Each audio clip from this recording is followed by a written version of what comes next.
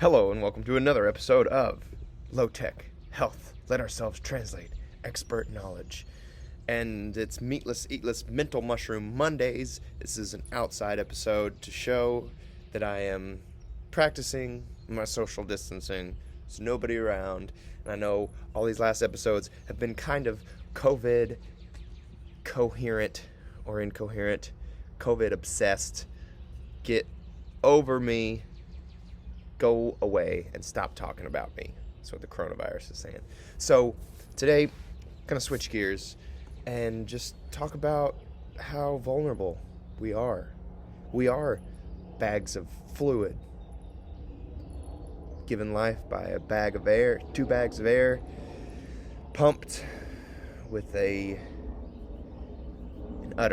internal udder called the heart. So, you gotta keep your gratitude at peak in this type of situation, because we're being tested as a society as to whether or not we can handle the common cold. It is a very wicked common cold. 1 in 2 is gonna get infected, 1 in 100 are gonna infected, and 1 in 100 are gonna die from it. So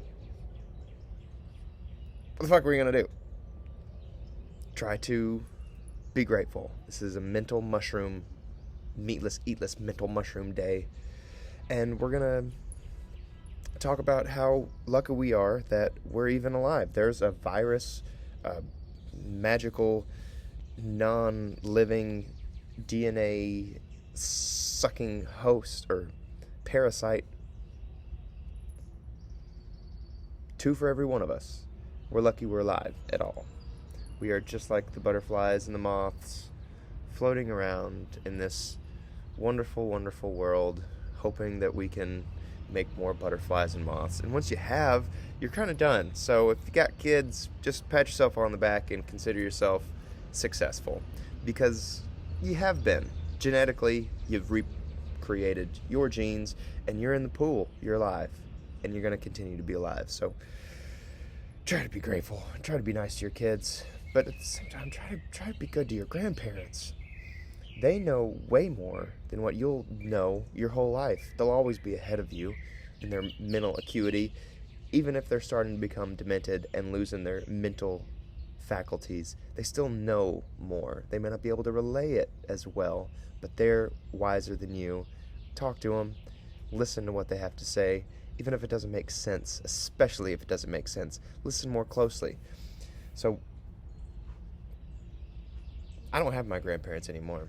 I have my aunt, 2 aunts, 1 uncle, and I don't get to talk to them as much as I'd like.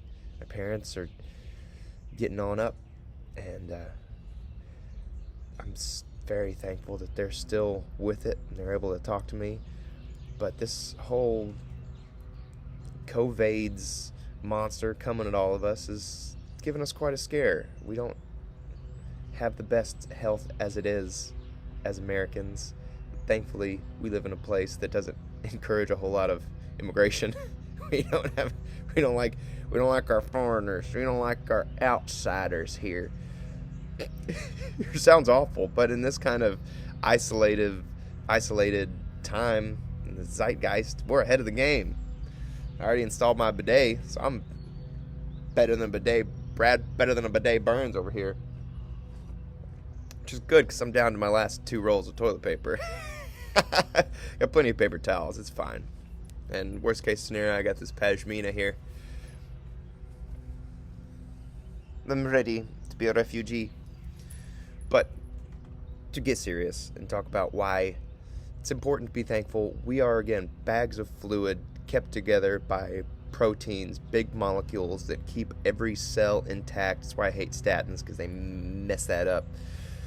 And we got 2 bags of air that are open to the outside all the time. Try to breathe through your nose. These little things help. They can reduce that viral intake, that viral load by about half. So even the most rudimentary masks will help. Don't listen to the haters. It's important to protect yourself.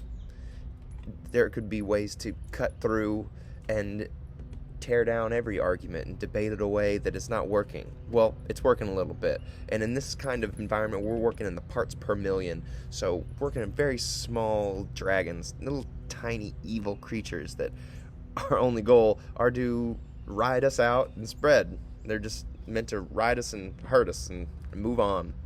Like the worst kind of gold digger. Ugh. We're all gold to them. And these bags of fluid are forever at war with our bags of air. So deep breathing,